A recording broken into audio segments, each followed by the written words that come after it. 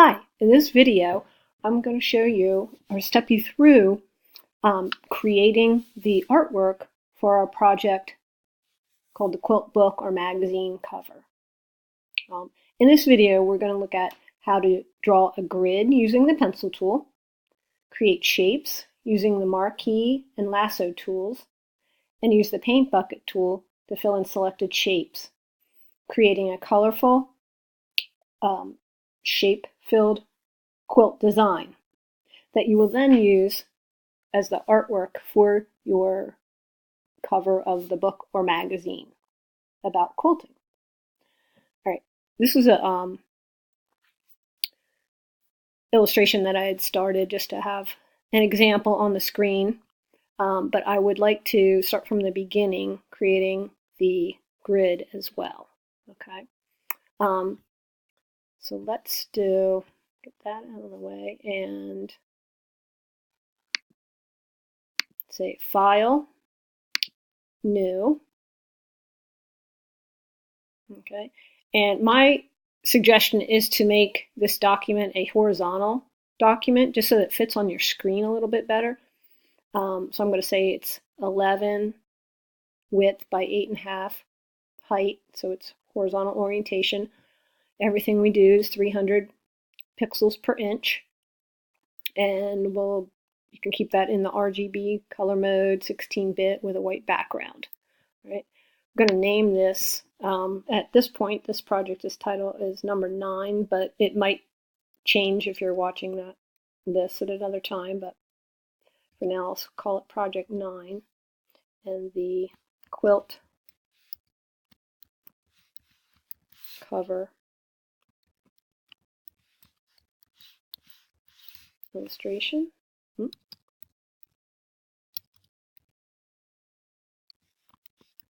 can always add your name in there.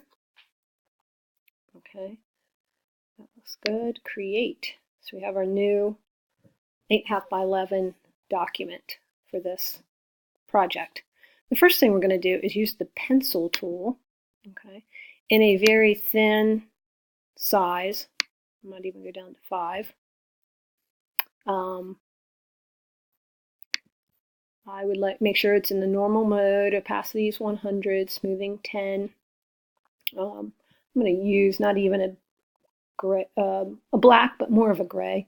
So I really don't want the line to show up all that much in the end, but we do need to see maybe even 40%. Okay, so remember the way to draw nice straight lines is start a little bit outside of the document.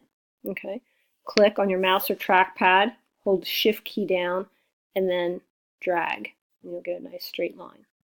Now you could either, use your rulers. If you don't see them, you can go to View, Rulers, if you'd like to see them, and make it a perfectly spaced, design, or just randomly measure off the columns. Does not matter, however you want to do it. Click, Shift, drag down. I'm going to do it a little more random. Click, Shift, drag down. Click, Shift.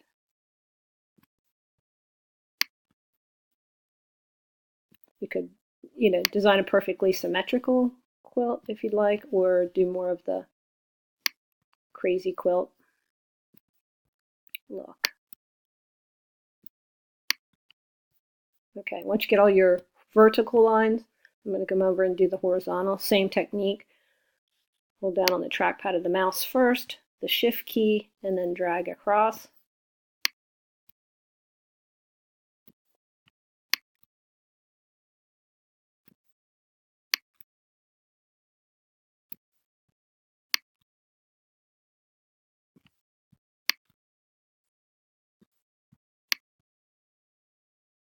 Okay, so there we have our grid made with the pencil tool. Now let's move to filling in those spaces. Instead of making large shapes with the tools like we did in the positive negative space design, this time I'm going to stick within each sort of rectangle that's been created by the grid, just to give it a little bit different look. I guess more of a a quilt look. So I'm going to start with the rectangular marquee tool. The tools we're going to use are right up in here. It's either the rectangular or the elliptical marquee tool. And then right below it, we have the lasso, the polygonal lasso tool or the magnetic lasso tool. I think probably going to use the polygonal more than the other two for this one. I just want it to look a little more geometric, maybe, not so hand done. So we'll start with the rectangle tool. The first area, we could simply click and drag out a shape that just fits right in one of the squares. Okay. Now, we'll use our paint bucket tool again to fill in that shape with color. I wanted to show you something about choosing colors. If you go up to this window, go to Extensions and Adobe Color Themes, it's kind of a neat panel or palette that shows collections of different colors that go together. You could, pick all themes, most popular, most used, random. You could create your own, but I was just going to use the ones that are already here. Okay, so I'd already added, say you liked this one here, you can scroll down and see many collections, which is a nice way to start. I'm going to try this one this time. If you want to add this to your swatches panel, just click on these three dots, okay, add to my swatches, and watch it'll appear in the swatches panel. Okay, we just added those 5 colors. All right, so I can easily, go back and select them throughout my quilt illustration design. Okay, we can go into how you would create your own. That's kind of a cool thing too. It will, you can move these around and create your own collection. Okay, but for now, I'm just going to use that one that I added to my swatches. Okay, I'll close that. So it's these 5 right here. I'm going to start with the blue. I'm in the paint bucket tool. I clicked on that blue, so that's in my foreground color, and I will fill it in. Good. When you're ready, when you're finished with that square, come up to the top, select, deselect, and the marching ants kind of outline disappears. Now you're ready to go on to the next area. You don't have to stay within each square, but I'm going to do it, not go overlapping a lot of squares like I did in the last positive negative design. So I think I'll go with another rectangle. Just make it a little bit bigger this time. So maybe I'll go out and line it up with that. All right. Go to my paint bucket. Now what it's going to do is kind of combine the shape that I've drawn with the marquee tool and the grid lines that are there and give us these little individual shapes. Okay, I'm going to keep going.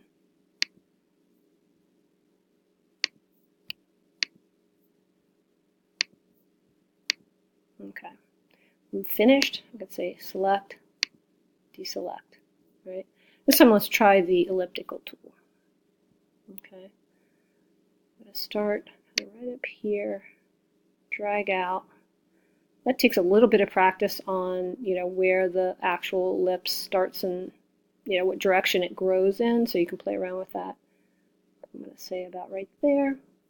All right. Go to my paint bucket tool. I'm in that reddish, so I'll fill that in. Maybe we'll go back to the blue, that one.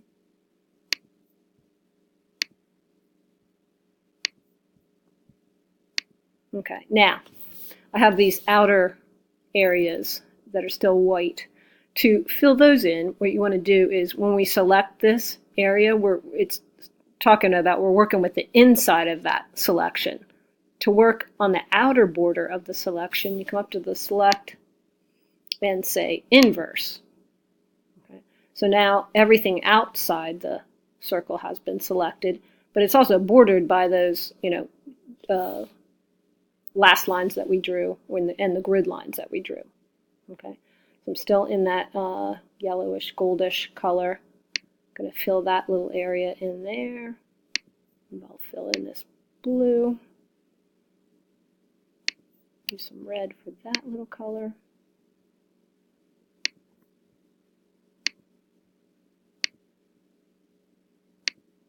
Okay, and again, when I'm finished, just select, deselect. I might also add black. I like to add black as one of my colors, or even you could go with a gray, but I think I'm just going to go with black. And I'll say I'm going to fill in this color, just for a little punch, a little darkness.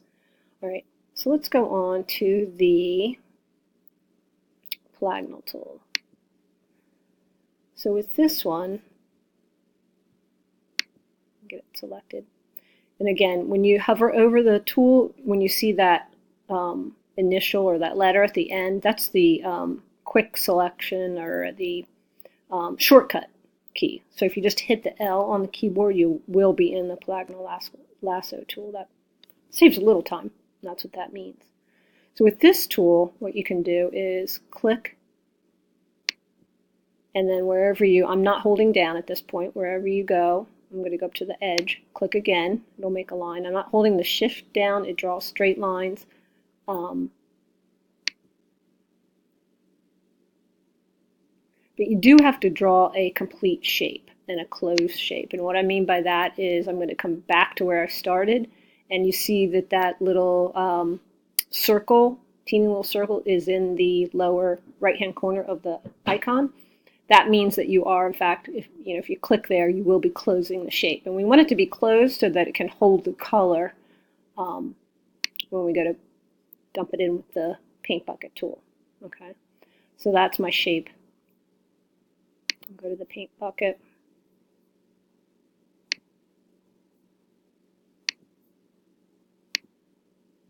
Okay, the recently used colors are up in here, so I could be going up here. That might be a little quicker too, to select them.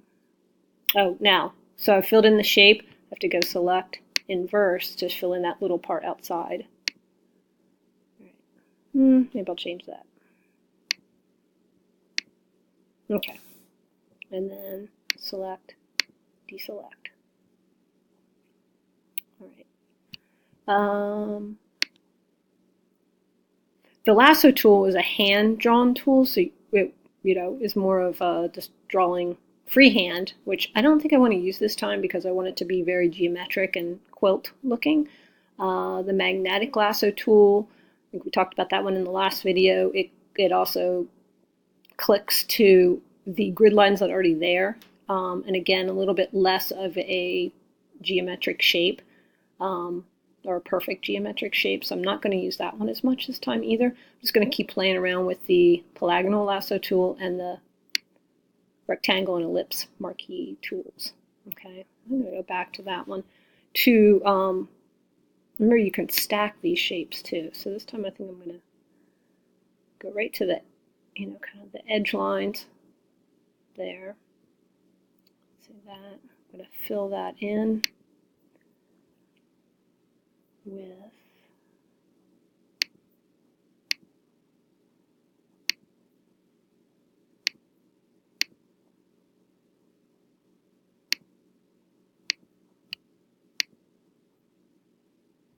maybe I'll do black for that last one. Okay, and again, to fill in the outside, select the inverse.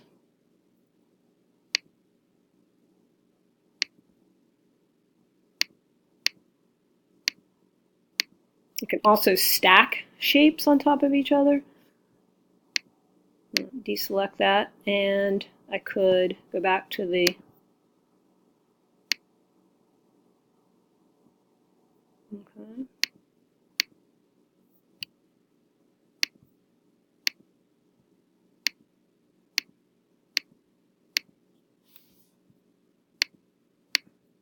Now remember to do File, Save As, a Photoshop document, and then File, Save As, a JPEG. When you are all finished, save it as a JPEG as well. All right, and that is your quilt cover illustration work. Bye-bye.